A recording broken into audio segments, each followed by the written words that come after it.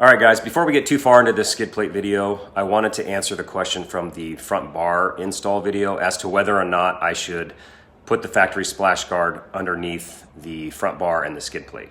And I did hear back from LP Adventure today, and they say no, it is not necessary to use that their skid plate is more than enough to protect everything. They did not say it was a bad idea to use it, so if you'd like to have a little extra protection under there, I'm sure you could put it back on, no problem. That was good news for me. That way I don't have to pull everything off and reinstall it. Let's get started, and as always, thank you so much for watching, and questions, comments, leave those below. Email me if you need some help with something. Cheers, guys, let's go.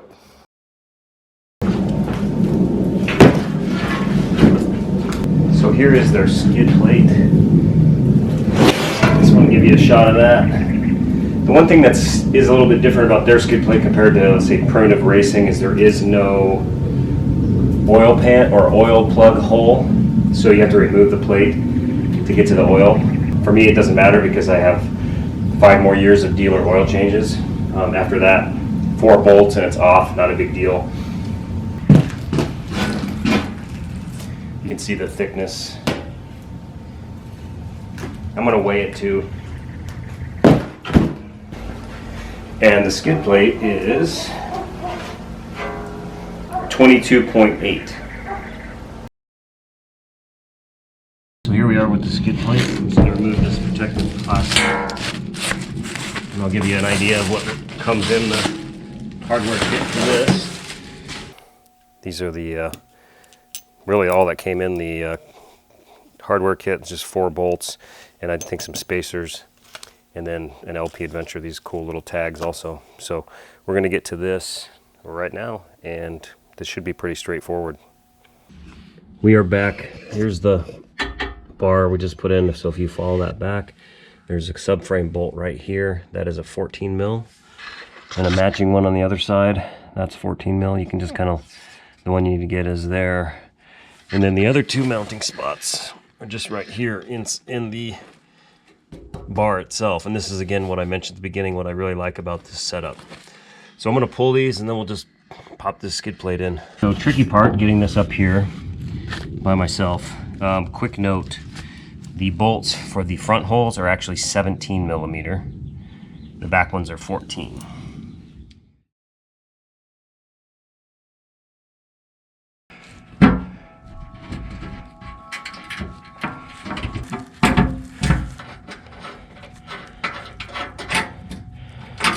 All right, so that's just the front hanging there. I'm gonna crawl under and do these other guys. All right, so you probably saw in when I was showing you the hardware that came along, that there were some spacers, so you can see that you'll need spacers for back here. That's where those go. Grab a bolt. Again, these are 14s. A spacer.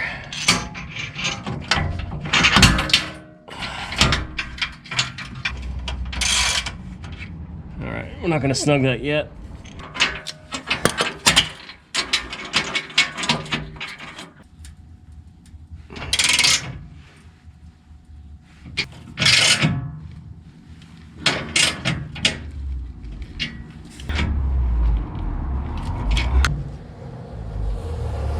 After you tighten up the rear bolts, you just have these 2 front ones, 17 millimeter.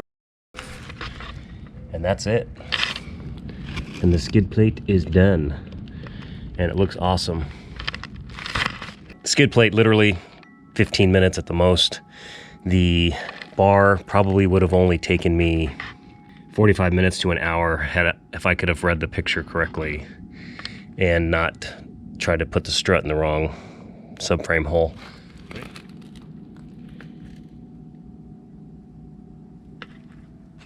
One other thing that I wanted to mention is they do sell what they call a rally washer, and they're a little expensive, but I think they're worth it. And I actually ordered them a week after I ordered the other stuff. And basically what that does is protect this bolt so that if you hit a rock or something, you don't damage the bolt head. So I'll just have to take these off when I get those. It should be here shortly. But you can see how they kind of hang down, so it'll be nice protection for them when they get here.